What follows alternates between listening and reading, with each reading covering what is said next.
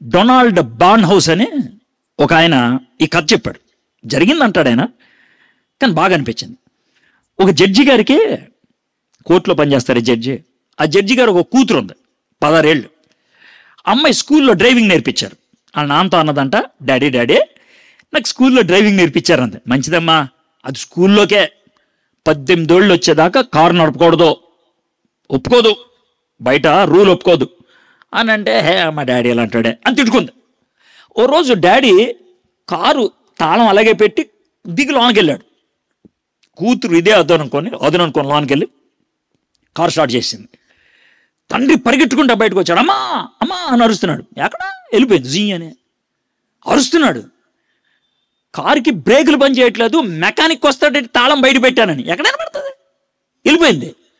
తండ్రి పరిగెత్తుకుంటూ వెళ్ళి ఫోన్ తీసుకొని పోలీస్ స్టేషన్కి చెప్పాడు. సార్, నా కూతురు నా కారు వేసుకెళ్ళింది, దానికి బ్రేకులు పని చేయట్లా, ఎవరన్నా గుద్దుద్దేమో, మీరు ఏదో చేసి ఆపండి అని అంటే, జడ్జి గారు అడిగారు కదా అని 2 ఇన్స్పెక్టర్ని బైక్ మీద పంపించారు. వాళ్ళు బైక్ వేసి స్పీడ్గా వస్తుంటే కూతురు కారులో వెళ్తూ అద్దంలో చూసింది 2 పోలీస్ ఇన్స్పెక్టర్లే. నా తండ్రి అంత మూర్ఖుడు, నన్ను పట్టుకోవడానికి 2 పోలీసులు పంపిస్తాడు దొంగలాగా, నేను దొంగతనం చేశానా? చాలా స్పీడ్గా వెళ్ళిపోతుందంట. ఎదురు నుంచి ట్రక్ వస్తుంది, బ్రేక్ నొక్కితే పడదే, అప్పుడు ఏం చేస్తుందిక? దాన్ని గుద్దలేక పక్కకి వెళ్ళింది. ఎలాగేదో కరెంట్ స్తంభం ఉంటే దాన్ని గుద్దుకుంది. పక్కన ఒక అమ్మాయి నుంచి ఉంటే దాని అమ్మాయికి దెబ్బ తేలింది. ఈమె స్పృహ పడింది. 3 రోజుల తర్వాత స్పృహలోకి వచ్చింది. వారం రోజుల తర్వాత కోర్టులో తీసుకొచ్చారు. ఆ రోజు కోర్టులో తీర్పు తీర్చేది తండ్రే. పెద్ద ఉత్కంఠ భరితం. తండ్రి కాబట్టి కేసు కొట్టేస్తాడా, తీర్పునిచ్చేవాడు కాబట్టి కూతుర్ని శిక్షిస్తాడా చూద్దాం అని వచ్చారు. పోలీస్ ఆయన వచ్చేసారి, ఈ అమ్మాయికి డ్రైవింగ్ లైసెన్స్ లేదు, ఇది మొదటి తప్పు. ఈ అమ్మాయి ఆ రోడ్డు మీద స్పీడ్ లిమిట్ దాటింది, ఇది 2వ తప్పు. ఈ అమ్మాయి ఒక అమ్మాయిని గుద్దితే అమ్మాయి కాలు దెబ్బలు తల్లిని, ఇది 3వది. తండ్రి లేచాడు. డ్రైవింగ్ లైసెన్స్ లేదు, 100 రూపాయలు.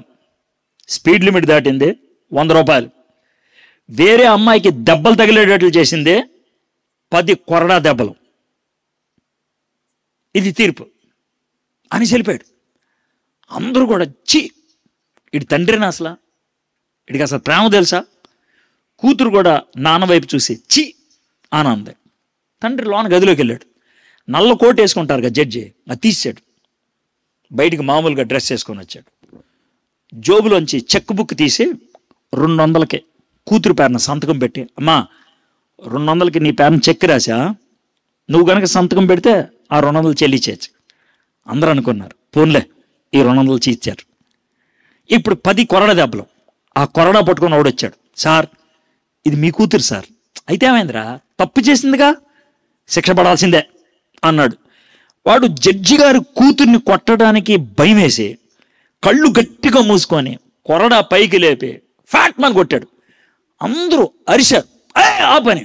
జడ్జి గారి కూతురు కొడితే అరవకేం చేస్తారు అనుకొని టప టప టప టప టప 10 కొట్టేసి కొరడా కింద పడేసి ఏడుస్తూ అమ్మా అని అలా చూశాడు. మనోడు బిత్తరపోయాడు. అనంటే ఎప్పుడైతే అలా కళ్ళు మూసుకున్నాడో, కొరడా పైకెత్తాడో, పక్కన ఉన్నటువంటి తండ్రి కూతుర్ని అమాంతంగా కౌగులించుకున్నాడు. కొరడా దెబ్బలన్నీ తండ్రి వీపు మీద పడుతున్నాయి. దెబ్బ మంటకి కూతురు చెవులో అంటున్నాడు, అమ్మా నువ్వు తప్పు చేశావు, శిక్ష పడాలి, కానీ నిన్ను ప్రేమిస్తున్నా, అందుకే ఆ శిక్షను నేను భరిస్తున్నా. 53 యెషయా గ్రంథంలో ఉంటుంది. ఆయనకు కలిగిన దెబ్బల చేత మనకు స్వస్థత కలుగుతుంది. మన అతిక్రమములు బట్టి ఆయన నలగగొట్టబడ్డాడు, మన దోషమును బట్టి ఆయన హింసించబడ్డాడు. దోషము, అతిక్రమం మంది, పాపము మంది. కొట్టింది యేసేని, ఎందుకని? నిన్ను తప్పించడానికి.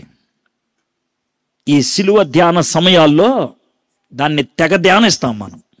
మన మీద పడాల్సిన దెబ్బలు ఆయన వీపు మీద పడ్డాయి. మంచిదైంది, శాస్త్ర అయింది, శిక్ష పడింది. అది పరిస్థితి.